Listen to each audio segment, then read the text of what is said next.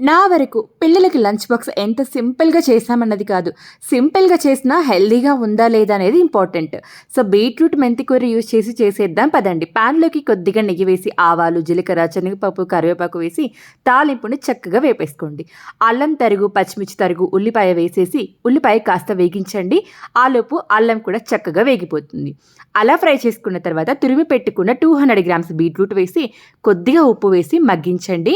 Beetroot తురమడం వల్ల త్వరగానే మగ్గిపోతుంది. బీట్రూట్ ఇలా మెత్తగా మగ్గించుకున్న తర్వాత 2 చిన్న కట్టలు మెంతి కూరను కాడలేమీ లేకుండా ఆకులు మాత్రమే ఒలిచి వేసుకోండి. అంతా ఒకసారి మిక్స్ చేసి లిడ్తో క్లోజ్ చేసి మగ్గించండి. ఆకు కూడా త్వరగానే మగ్గిపోతుంది. ఇప్పుడు ఇందులోకి ఉడికించి చల్లార్చిపెట్టిన అన్నము, అలాగే కొద్దిగా కొత్తిమీర తరుగు, అరబద్ద నిమ్మరసం, అవసరమైతే కొద్దిగా ఉప్పు వేసి మిక్స్ చేసుకుంటే ఎంతో హెల్దీగా ఉండే బీట్రూట్ మెంతి కూర రైస్ రెడీ అయిపోయినట్లే. పిల్లలకి మసాలాలు ఏమీ లేకుండా చాలా మైల్డ్ గా ఉంటుంది. అందుకే పిల్లలు తినడానికి బాగా ఇష్టపడతారు. సో తప్పకుండా ట్రై చేయండి. నచ్చిన వాళ్ళు లైక్ చేసి ఫ్రెండ్స్ అండ్ ఫ్యామిలీ మెంబర్స్ కి షేర్ చేయండి. మంచి వీడియోతో మళ్ళీ కలుద్దాం.